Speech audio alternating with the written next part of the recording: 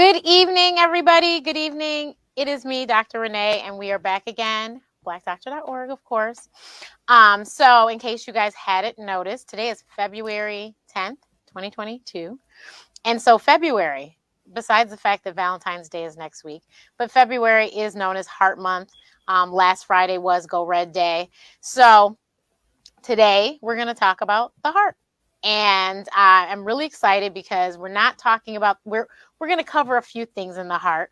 My guest has a very, very, very special story and the way that she's helping people with their heart health. And I know she could help many of you. So right now I need you to, one, type in the comments and tell me where you're watching us from. And two, I need you to share. So we're on Facebook, we're on YouTube.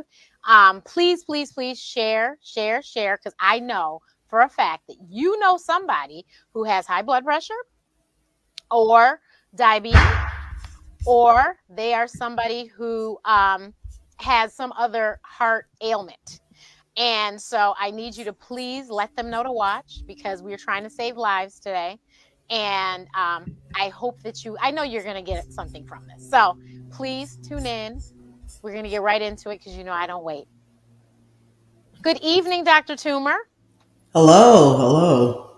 Thank you so much for joining me tonight. I really appreciate your time. And I know that you are going to touch somebody tonight because when I read your story, I thought it was pretty interesting. And I'm so glad that you're still with us. Praise the Lord. So can you please tell us your heart story? Well, when I was 36 years old, which was 20 years ago, over the years, and I'll just give a little backstory. I had was never a small person, I'm never thin really, but I just slowly gained weight over years and years and years. Most of it stress weight from school, from med school, from residency, from marriage, and all the rest, We have and a lot having in one common. baby. and then I had a baby and never lost that baby weight. And then I had my second child within 3 years of my first. And at that point, I was morbidly obese. My BMI was over 41, which, again, we'll talk a little bit about how BMI is not Yeah. really a good measure for us, especially. But it just kind of gives an idea of where I was. I was over 200 pounds and I'm only 5 feet tall. And so, and then a month after my daughter was born, I was diagnosed with congestive heart failure related to the pregnancy. It's very rare. There's a high mortality rate with the diagnosis. I knew this because I had actually lost a patient to the same diagnosis when I was a resident. And so I was terrified and very overwhelmed. I was tired just from my diagnosis. I could barely move. I could barely breathe. And I didn't know what to do. So And wait. So let me stop you there. So you all had right. a baby and then were diagnosed with congestive heart failure. Yes. So, first of all, you have a newborn. So I know And a healthy human toddler. beings that have babies that are Mm-hmm. beyond overwhelmed and, Yes. can't get any. So you have this diagnosis on top of having to take care of a new baby? Yes. And a toddler Oh, and I who, forgot. And you had another one yeah, I already had a there. 2.5 year old who was very active and always asking questions. Mommy, why can't you do this? I mean, I couldn't walk and hold my baby at the same time. Oh my I had to choose which one I was Wow. going to do. So if she started to cry, I could not jump up out of bed, walk to her, and then pick her up because I would be too winded and out of breath. Oh And my so, goodness. So yeah, wait, and I so couldn't, let me yeah. just ask this question. Were you somebody Mm-hmm. that, because I have spoken very openly about my weight loss on here, and I've said Mm-hmm. how I literally, and I don't know if I even told you this, but I literally couldn't walk to the bathroom in my 640 square foot apartment without my Mm-hmm. back hurting. And Yeah. that is one of the things that stopped me in my tracks was like, you got to do better. I only lived on the fourth floor of my high rise. My high rise has 19 floors. Mm-hmm. I only lived on the fourth floor. So even the times when the elevator was out, it wasn't like I was climbing, 10 flights or anything. But those Mm-hmm. four, especially on top of the fact that I have asthma, were no joke. Yeah. Now it's nothing, thank God, but Mm-hmm. it was awful. But I Yeah. cannot imagine not being able to pick up your child and you heard them Mm-hmm. crying. You get to them and you Yeah. just, Yeah. out of breath. Congestive heart failure causes such shortness of breath, especially mine was very severe. At the time, at the first month, I didn't even realize that's what it was. I kept saying, telling my doctors, I'm really short of breath. This is a little bit more than usual. I'm a little bit more swollen than usual. And then I did eventually go see someone, and I was diagnosed with pneumonia. Oh, Um, yeah, because I had a fever. However, with congestive heart failure, with postpartum cardiomyopathy, endocarditis, which is the inflammation and infection of the lining of the heart, can also happen at the same time, and that causes a fever. So the fever sort of threw everybody off and thought, you can't breathe, your lungs sound horrible, and you have a fever, it's pneumonia. But I still couldn't do anything. But I was just terrified. I mean, it was to the point I couldn't lie down and sleep. I had to sleep sitting up. mhm. I would fall asleep scared, wondering if I was going to wake back up. Wow. I did not think I was going to survive it. Now, Even knowing it was, so you said you were, a heavier person, but did you, because in residency, I will never forget, one, we're short people.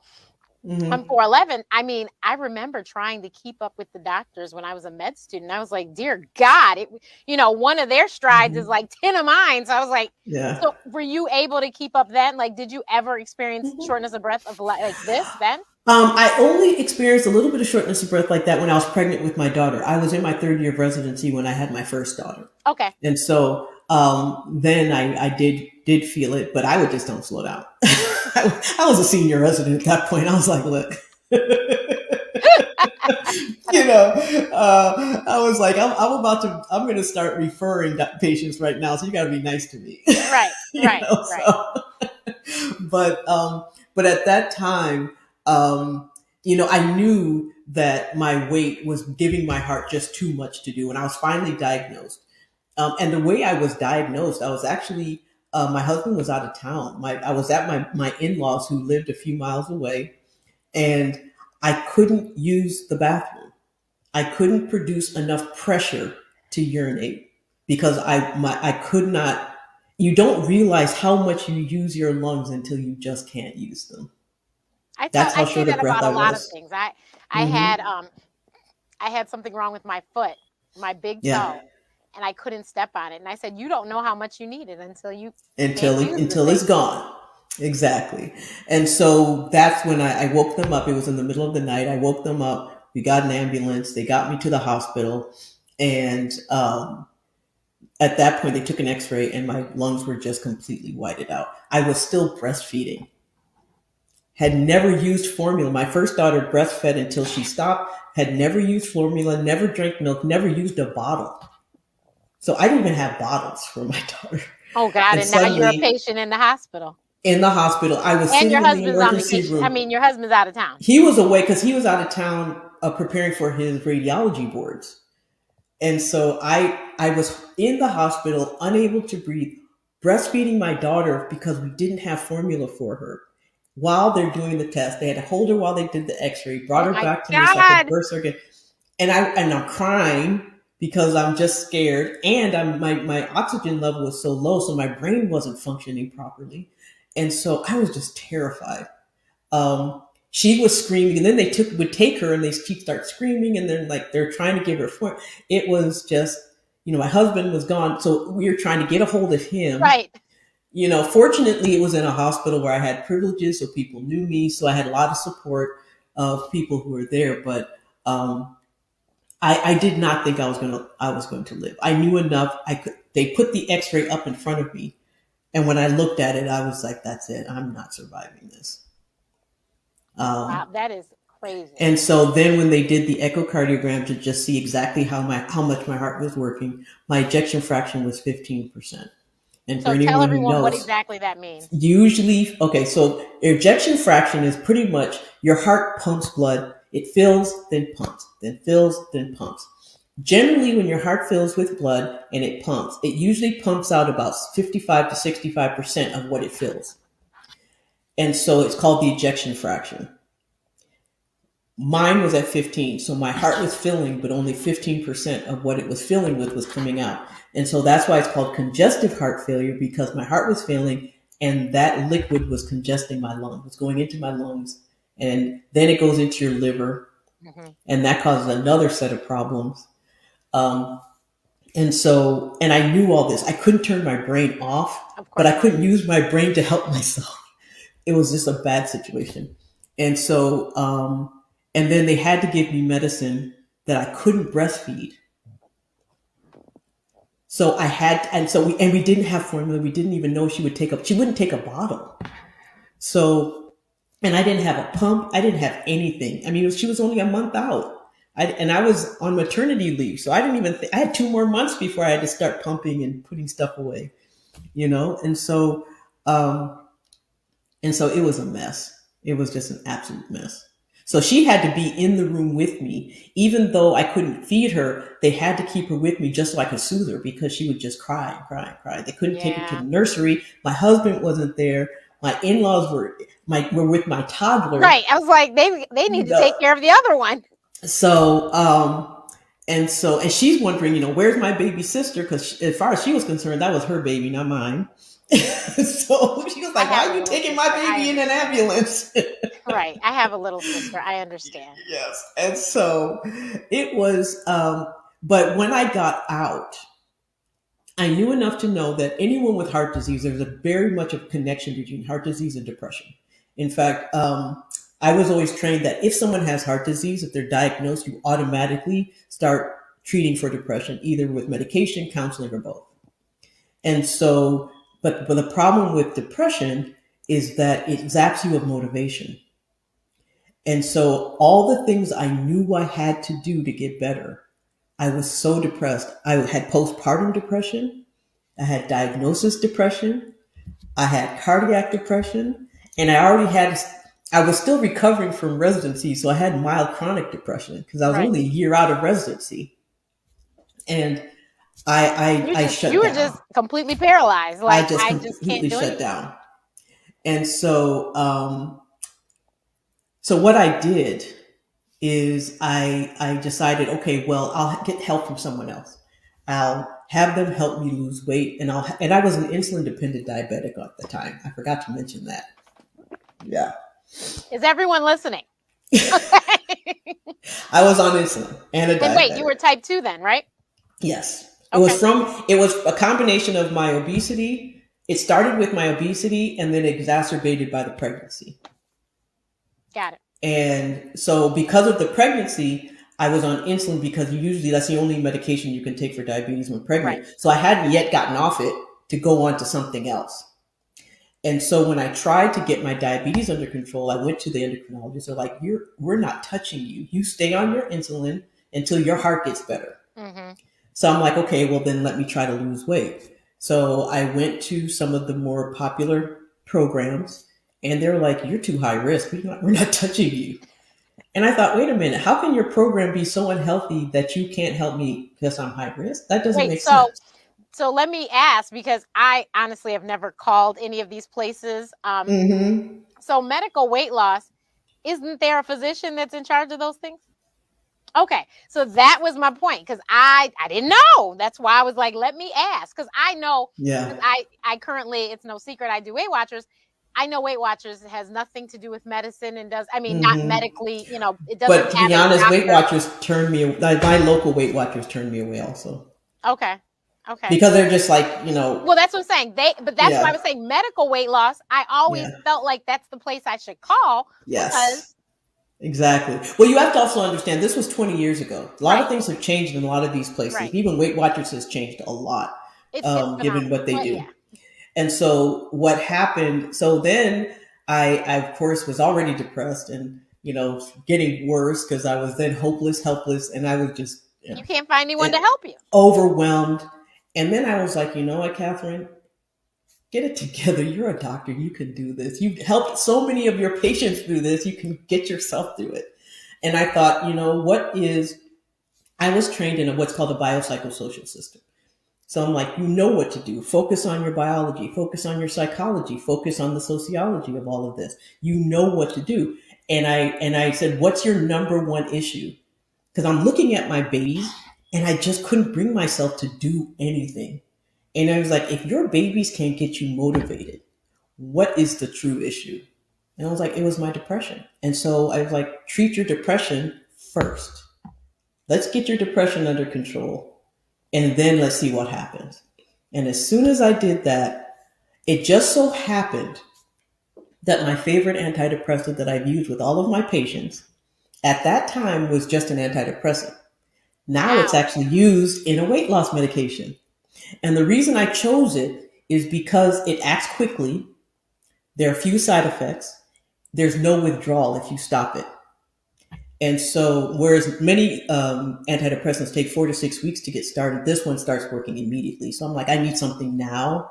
I was so afraid of getting worse Right. because postpartum depression can really mess with your head even more than regular depression. Right. And it could turn into You know, psychosis. And that's what we've yeah, heard of these people. exactly. There They'd was a be better woman in off without Chicago that me. jumped out of a hotel building. Well, a month before my daughter was born, someone in Charleston, South Carolina, near where I live, did the same. A physician. She was a physician, and she postpartum depression. So I was scared. I was just like, you might go down that path if we don't get this under control, because I was already having thoughts that they'd be better off without me. Not only am I depressed, I'm sick. I can't do anything. My husband had to help me bathe. He had to do all the cooking. He couldn't, everyone else had to take care of my baby because I couldn't do it.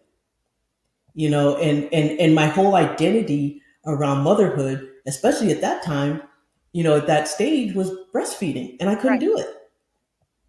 And so but I was like, so I just basically chose an antidepressant that I couldn't even actually get my doctor to prescribe. So I actually prescribed it for myself. Fortunately, it's legal, so I was able to do that.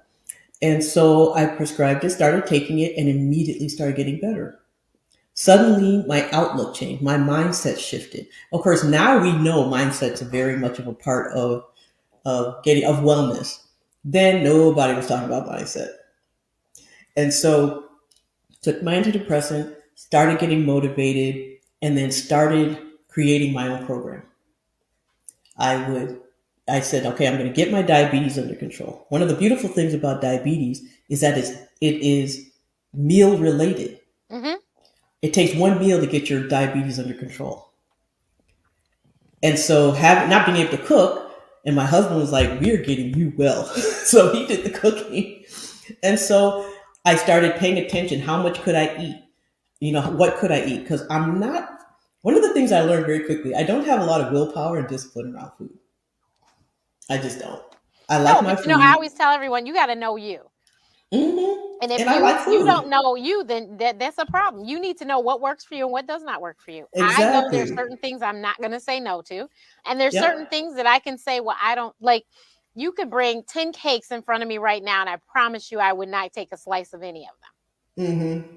But other Yeah. people, that would be a problem for them. But that's not a problem for Mm-hmm. me. But Yeah. then if you put, the best snickerdoodles on the planet in front of me, I am a cookie monster. I'm going to eat cookies. That's me. Oreos. Well, actually, it's anything sweet. I have a sweet tooth. And I I don't have a just do. sweet tooth. So I I'm very do. particular. It has to be certain Mm-hmm. things. Like you could Certain put all the things. candy in the world and I'm not going to touch it. But, Yeah. certain things. So you have to, that's good that you knew. Yeah. Well, I'm one of those people. I like everything except what I'm allergic to. So, and even the things I'm allergic to, I still look at people eating it thinking, man, I wish I could eat that.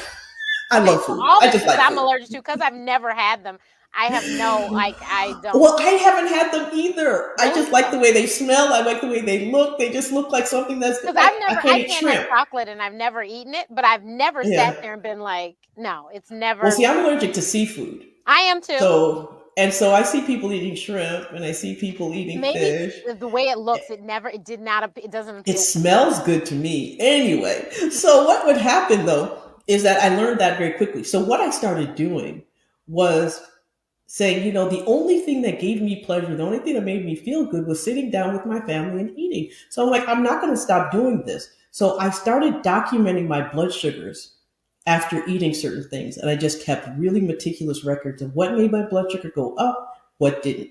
When it made my blood sugar go up, I was like, well, maybe if I just reduce a little bit of this and increase a little bit of that, maybe it will work. It started to work. And so I documented that. And within 6 months, I had lost 60 pounds. And suddenly I was off insulin at that point because my blood sugars were normalized. The beautiful thing about diabetes control is that when it's more controlled, your weight comes down. And when your weight comes down, your diabetes becomes more controlled. So it was a nice cycle of improvement for me. And high blood sugars also affected moods. So when my blood sugar started coming down, my depression started coming down as well. And so it was just this nice combination, this nice stew of events that just got me feeling better. And I was then able to focus on my heart and getting better from that.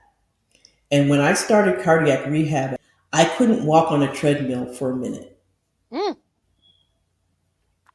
I had to stop because my heart rate would jump up too high. Within a year, I was able to walk 10 minutes. Even though my weight had come down, I was still feeling the effects of the congestive heart failure. A year ago, I'm 56 years old now. I'll be 57 in August. I August walked what? for August 26th. You're a Virgo too. We have a lot. Yeah. I'm August 30th. So but anyway, I went through cardiac rehab again recently. I do that every couple of years just to kind of keep me doing well. But I was easily walking 4 or 5 miles a day, not even thinking about it. Awesome. And I was told I had a 50% chance of living 5 years. And I'm here now 20 years later. And I know my weight loss saved my life. I know Mm-hmm. it. It just did. Now your But heart is what are they saying about your heart now? well, I still have congestive heart failure. I still have it. But because two things, my attitude keeps me well. My cardiologist has always said, you'll know you're well when you forget. And I forget all the time. I'll run up a flight of stairs not even thinking about it. I'm like, whew, I'm a little winded. I'm like, what? Oh, because you just ran upstairs and you got congestive heart failure, girl. That's why. But, I forget. Or I'll pick up something really heavy. I'll do so. And I just live normally. And unless something stops me in my tracks, I just do what I do. And so, but my attitude and my weight loss, Mm-hmm. I'm right now, even though, weight is important, but I right now I am about 3 to 4 pounds away from where I was in high school. And as a result of that, my body just my heart doesn't have to work as much. Right. My joints don't have to work as much. I still eat food. I love food and I eat it. I just am very careful about how I eat it. But I don't deny myself anything because food's too much of a joy. I like it. That's one of my joys of life. So I That's continue what to I do tell that. everyone. Like I was like, I've You know? seen all of these and heard all these elimination diets, and I was like, Mm-mm. funny. I eat everything I want to eat. Yesterday was National Pizza Day. Mm-hmm. I don't know if everyone knew, but we had pizza over No. here. And it Okay. was delicious. And no, I didn't Yeah. have cauliflower crust pizza. I had No. a piece of Jets cheese pizza, and it was delicious. Yeah. Because I eat what I want to eat. Now I tell people though, Yeah. I work out so I can eat what I want to eat. But Yes. And not only that, but the way you feel, how you eat and the way you eat and what you're feeling when you eat changes what your body does with food. If you're eating I out of literally guilt, watched I forgot what it was, something, and it was a whole thing about how you're supposed to have a certain mindset when you put the food you're in your mouth and eating. stuff. And of Yes. course, at the time, I was really fat, and I was just like, "Oh my God, this has got to be some craziness." But I was No. desperate. I was like, "I need to try everything I can." But I think that it's funny you say that because I weigh myself every Mm-hmm. single day, and Mm-hmm. I always think, I used to think, oh, well, I had, KFC yesterday. And when I get on the scale in the morning, oh my God. But it's never like Yeah. that. I'm just Well, like, and then even if it is, usually it's the salt, not the food. So, right. And and that's I drink a something, gallon of water a day. So water I a don't day. need, So we that's, will and get then, well, that salt right on out. yeah, well, see, for me, one, I couldn't exercise at the time I was losing my weight because Right. of my heart, and I couldn't drink a lot of water either because of Mm-hmm. my heart. One of the recommendations when you have congestive heart failure is to limit your water intake because your heart can't pump that volume. You have blood volume, so you have to reduce it. So all those things came into play, but I realized for me, it was simply getting my blood sugars under control, and that's what did it. And realizing that I could. The biggest hurdle for me was just fear that I was going to fail. I was like, yes, this is working, but what happens if it stops? What am I going to do then? And so, but it just didn't stop, and it kept going. And I was I fortunate. think that somewhere along the line, somewhere in 2021, I was like, this is a fluke. Like, this is kind of weird because I haven't been this small in more years than I can count. I have my annual exam on the 22nd of February. And if I play my cards right, I will be less than I weighed when I came into my OBGYN's office, into her practice when I was 17 years old, the week before I started Michigan State. Oh, wow. And it's yeah. And so, and this is doctors. what it is. Yeah. So and so what happens, and that's year of high school, basically. So I am just like, it blew me away because I just was like, the scale, I always say numbers don't lie. So I was just like, is the scale for real? And because I haven't seen people in person because of this lovely pandemic, I just see my family who sees me daily. But they were like, but you didn't notice? I go, I guess I did it. And like today I looked in the mirror and was like, oh my God. Like I have no rolls in my back. I was like, what is this? But that's psychology. But for some people, that's their pitfall, though. One of the things that I do, this is to carry on my story. So what happened when I finally was able to go back into medicine? I realized that when I had because I'm a family medicine physician, and so what I realized was that I couldn't help my patients in the same way that I helped myself because I wasn't given time, I wasn't given the resources, and most of the places I worked were not inclined to provide what was necessary for me to do that because it takes a lot of time. And I worked with underserved populations because that was my calling, and it is my calling still. And so when I realized that I was just beating my head against a wall, and the stress of the job of that was actually making my heart deteriorate, so I was like, okay, I'm not going to kill myself over work. So what I ended up doing was just creating something for myself where I founded health, wellness, and weight loss centers, where I could spend an hour with people. I could actually go through all of their biology, their psychology, and their sociology. I screened for everything. And so I was very adamant that whatever people did, it did not affect their family life. It didn't affect their marriage. It didn't affect their work life. It didn't affect their friendships, because there's nothing sadder than sitting with your friends and they're all eating something and you're sitting there like, I'm on a diet. I can't eat that. Or even worse, you don't even go out with them because you're sitting at home because you're like, I don't even want to be tempted. I don't want to go out because I can't eat what they're eating. I can't. And I just, so what I did was I just like, you cannot do that. And so I created a program that fit into my life. And so essentially what I do now is just help people take it and fit it into theirs. Did you all hear that? So if you need some help, one, we are at blackdoctor.org. She is looking to help people like us. Here's her website. I put it up on the screen. And if your doctor, because a lot of people, there's a lot of us that are, I don't want to take medicine. I don't want to take pills. But you guys realize that you do need this medication, or else you need to do something else. Mm-hmm. And a lot of people, one, they wait too late. There's a whole lot of us walking around with pre-diabetes or insulin resistance and don't even know it. Don't have a clue, or the doctor told you, but you didn't change anything. The next time you go, they are going to be forced to put you on something. Yes. So you have got to nip it in the bud now. There's a lot of people don't want to take blood. They don't want to take a water pill because I'm only 35. Why am I taking water pills? Because your BMI is 30-something, 40-something, and you about to have a stroke and die. You need to take a water pill. Yeah. So it is important that we nip it in the bud now. And like she said, she sits down with you. She takes all of your, all the blood work to get it all together to figure out exactly what is your story, because your numbers will not lie. No. So and we're going to talk about that too. But one of the things that's wonderful is that because of COVID, this is one of the best things to come out of COVID. Everything could be done electronically now. Yep. So one of the beautiful things is I closed my office. I closed my office because of COVID, but now I can help people around the world, and so I do. I mean, I have people that I work with in many, many different countries, and so. But what's really important to understand is that nobody's trying to kill you; they're trying to save your life. Right. And medication won't kill you, but not taking it can.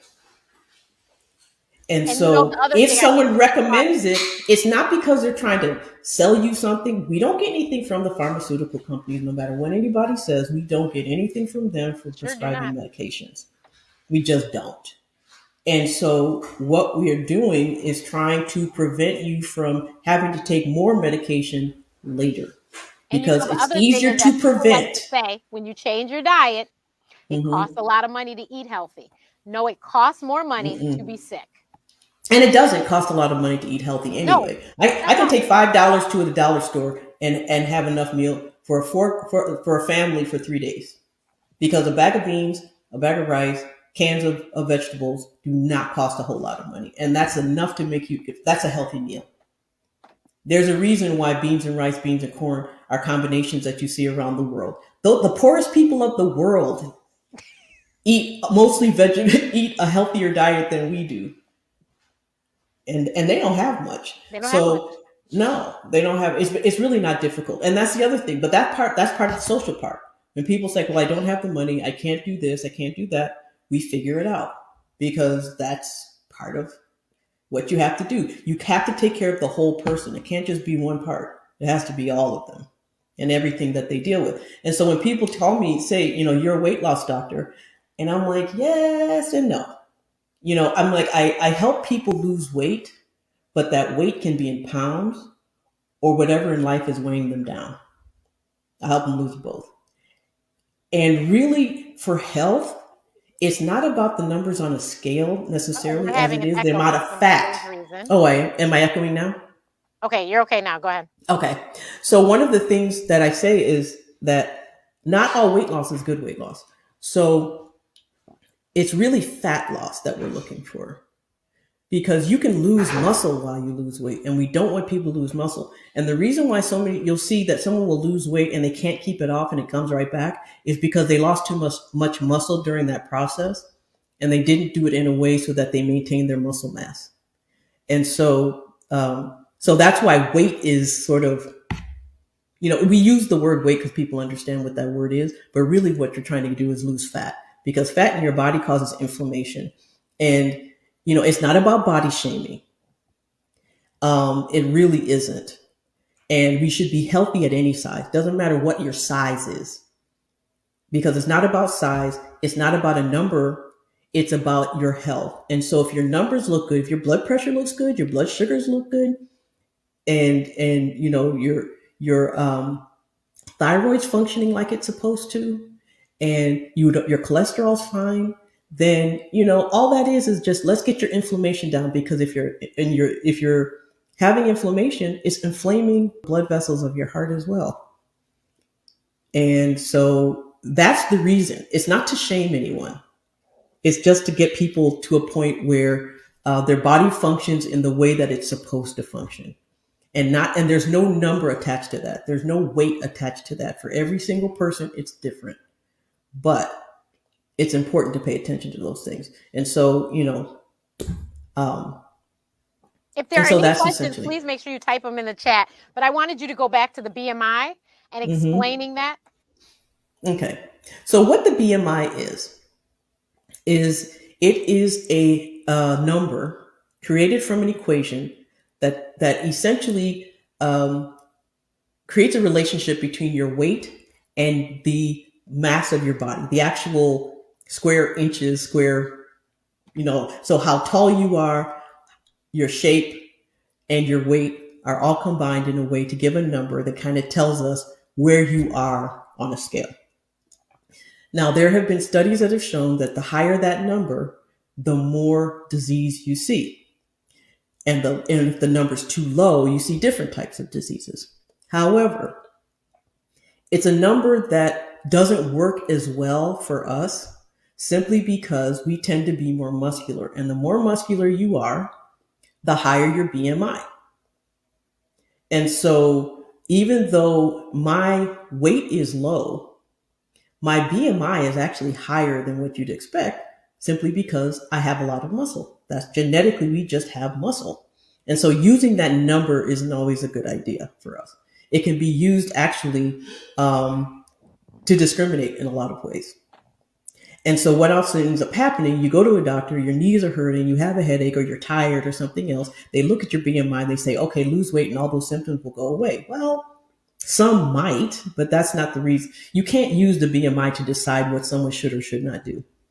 And that's why I don't like to use it as much, just because it doesn't work for all of us. Use it as a However, guide.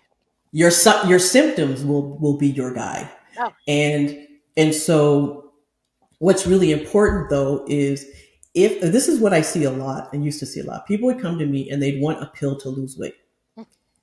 And there are pills that will make you not eat, but any of us who've been overweight know we don't eat that much. It doesn't take a lot of food to keep your weight. I was never a big eater. I didn't my weight was not because I overate. It was because of stress and what my body did with food when I ate it. And my diabetes. It was what my body did with food when I ate it. And so dropping my appetite wouldn't do a whole lot of anything.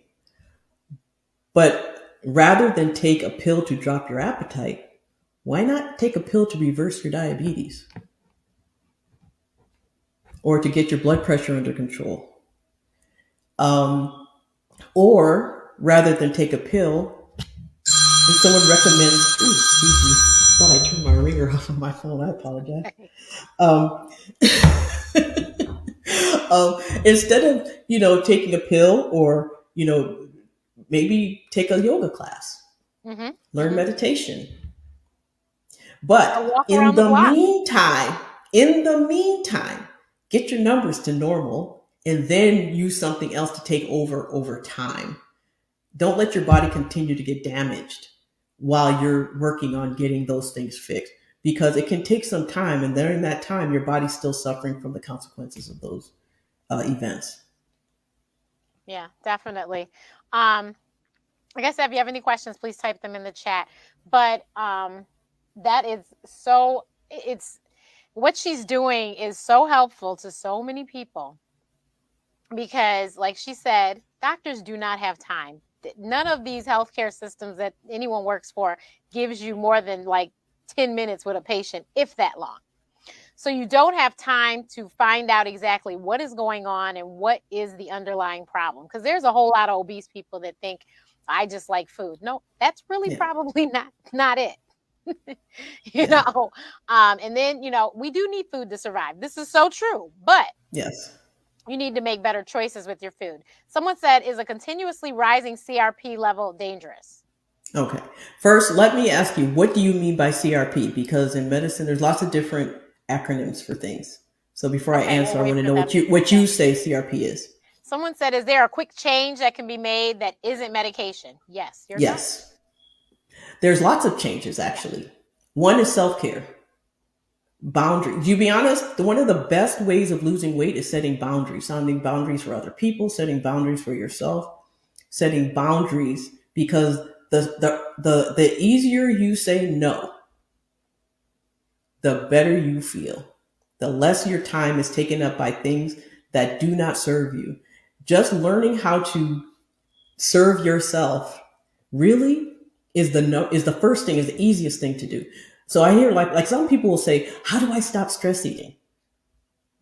And they're like, I stress eat. And I always say, don't. Well, how do I stop emotional eating?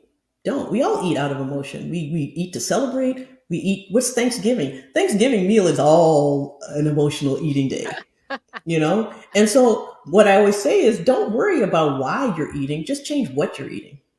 Why go through that whole thing? And now you can delve into that if it's a serious problem, if you're binge eating, or if you're not eating, becoming anorexic. Of course, those relationships to food have to be treated and have to be investigated. But for the most part, the easiest way is to keep foods around you that are healthier to eat, keep environments around you that are healthier to live, and keep events around you that don't stress your body and your mind.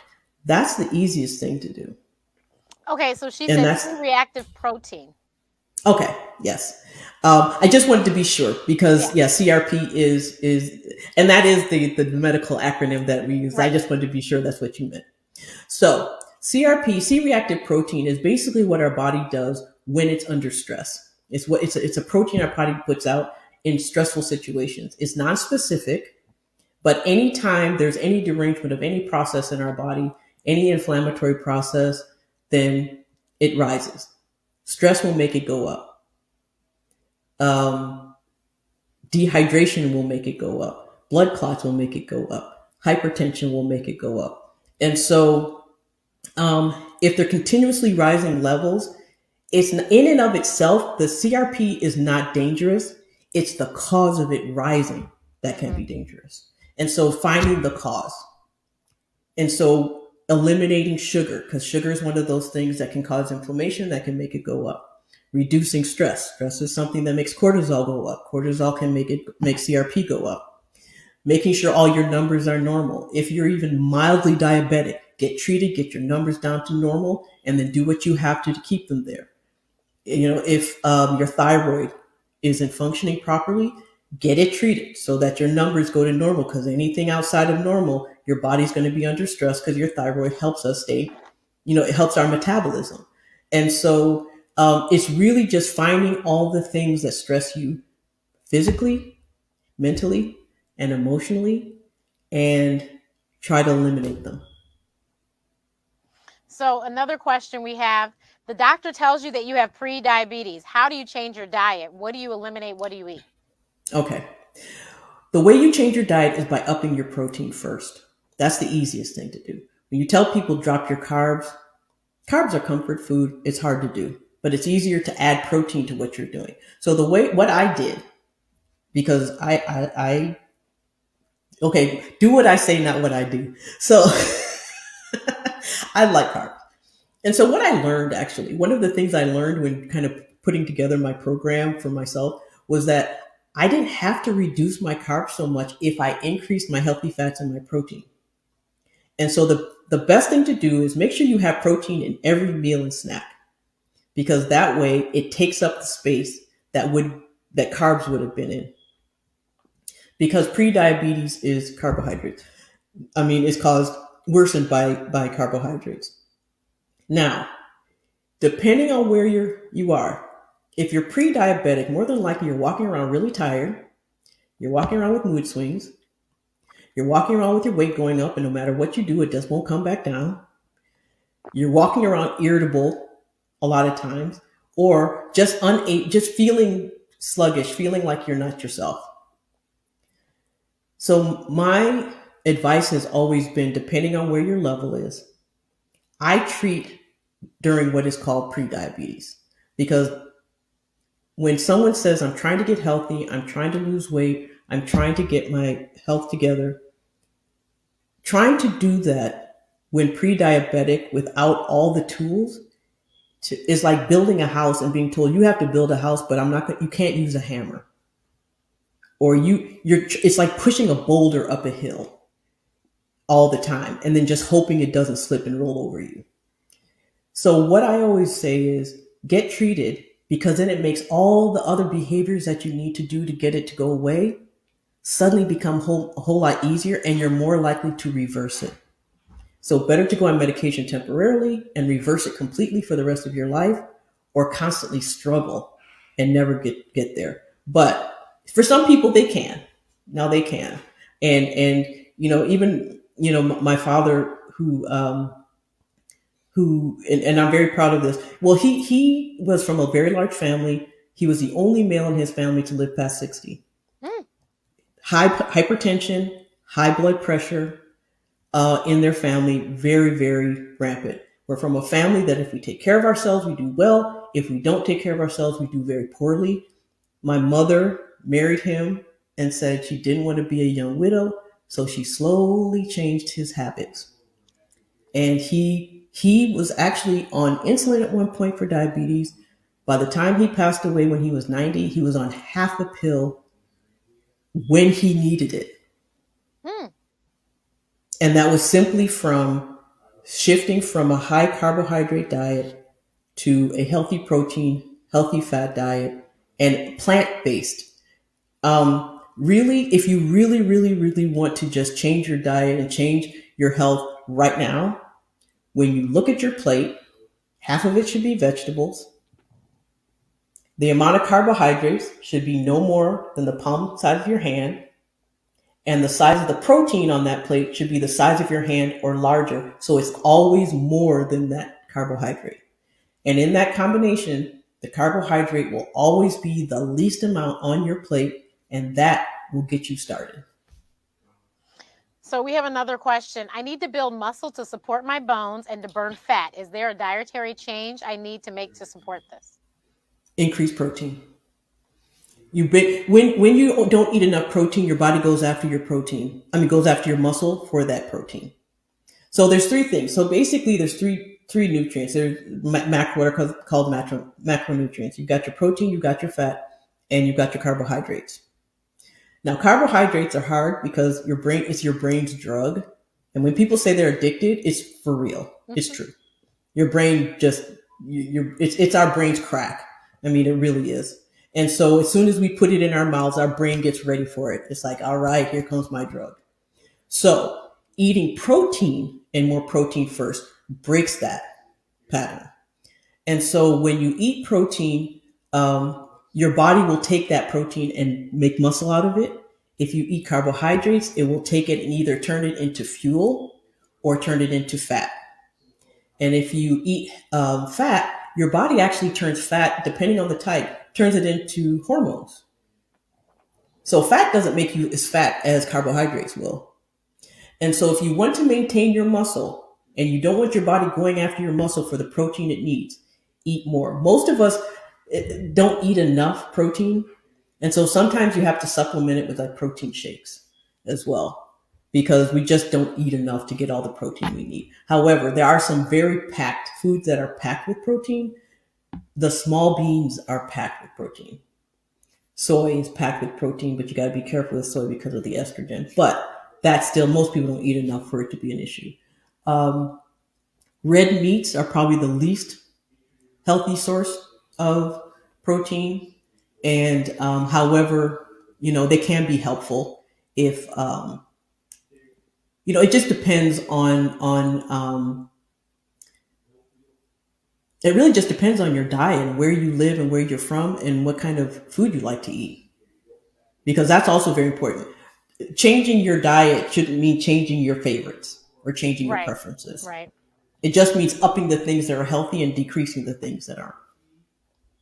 Yeah, that's why it's a lifestyle. It's not a diet, it's a lifestyle, so that you can actually live like that. Because that's what scared me with the elimination diet I did, was that I cannot live like this.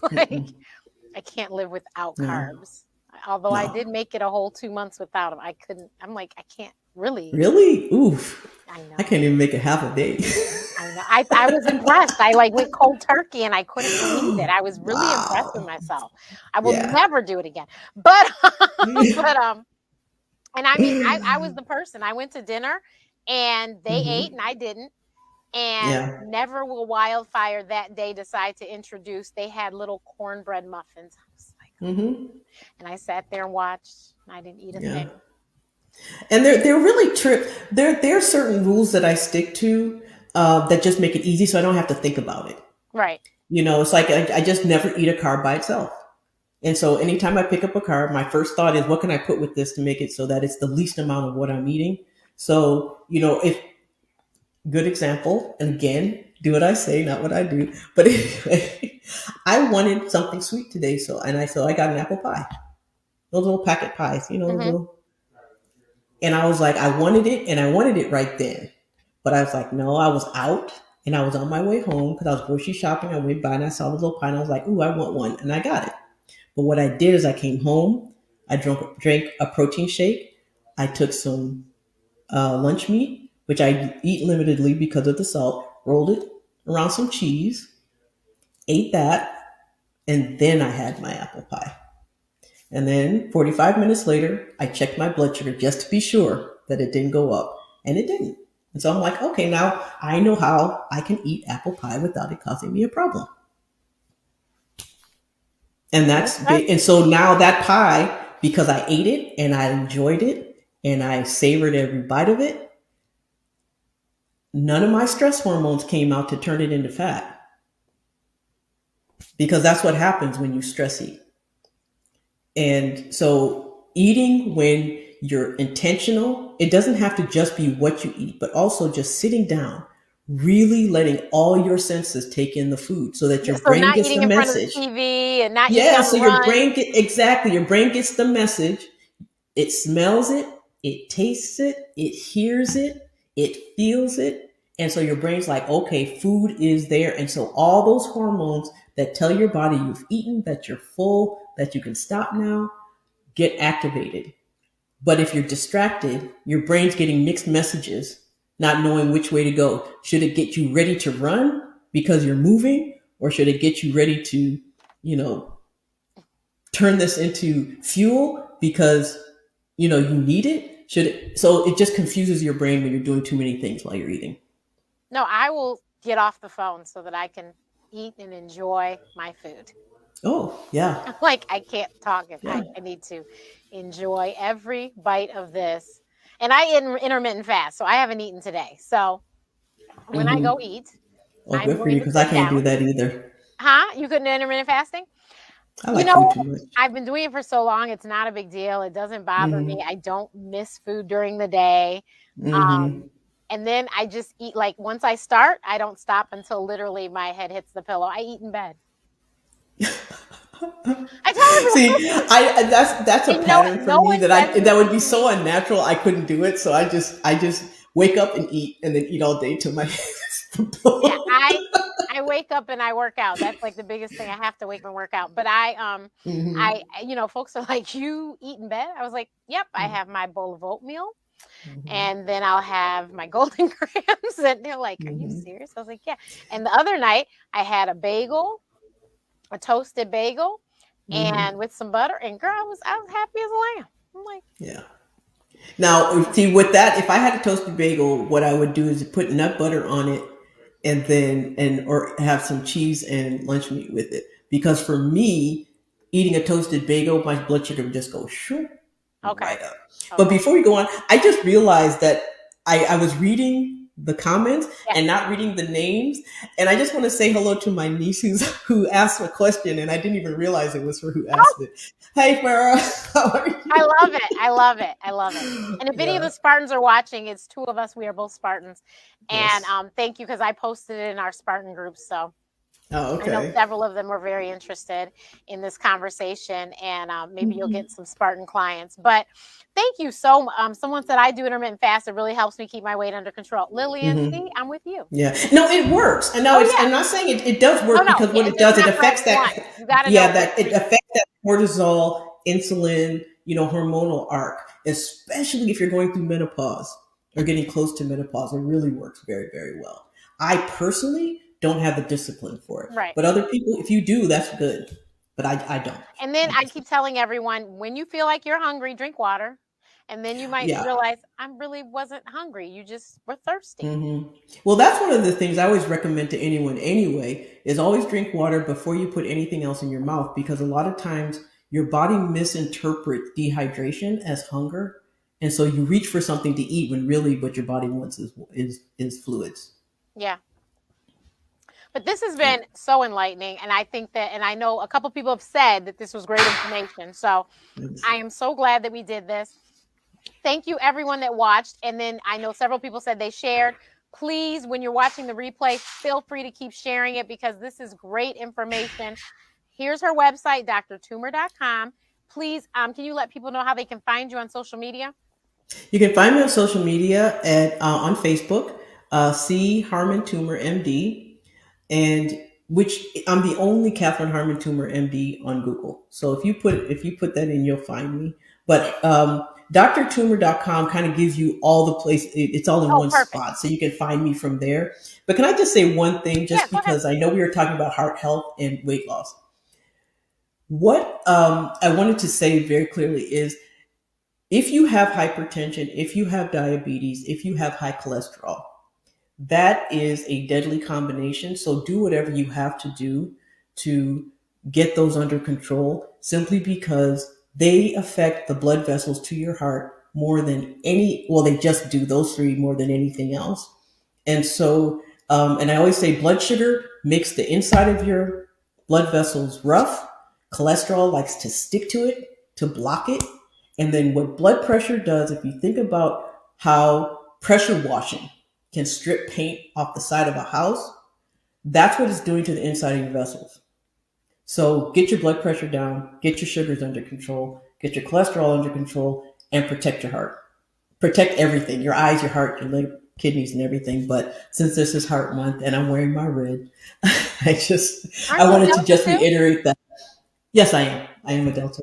Yes. That too. So Deltas, listen, one of your own. She's trying to help you out. And anyone in the Divine Nine, we really need to touch everyone because I know Mhm. everybody knows somebody who is on the verge of, or they're already on on blood pressure medication, or they're already Mhm. on diabetes medication, because that's just the way it is in our community. So, And that's fine. There's right. nothing wrong with that. But we need There's to no make sure shame that in we're that. doing what we can because we're Hmm. losing people way too early. I'm hearing about a Much heart too attack early. way too young.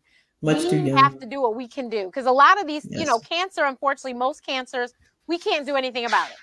It just Hmm. came. Breast cancer is not Hmm. like there was something she could do. No, it just came. But Yeah. this is something you can do something about. You Hmm. can prevent this from happening to you and prevent your children from having to bury you early. So please, let's do what Hmm. we can. Yes. And I just would like to say also, I am a community health and family medicine physician, and I know that working with me one on one can be beneficial for a lot of people, but also can be out of the cost. Can not, it's not always cost effective for most people. And so I do have other options like group programs, just because I just don't like saying telling people no if they need help. See, I just can't do it. I that's can't do the it. Spartan in her. So Spartans will. So we Spartans will help people. So yes. So if I can't help you, I will find someone who can. see. So everyone, please, like I said, share, share, share, share, share, share. And I will see you guys again next week at 6 o'clock Eastern, 5 o'clock Central, and 3 o'clock Pacific. Thanks again. Bye. Happy Valentine's Day, Bye. everyone.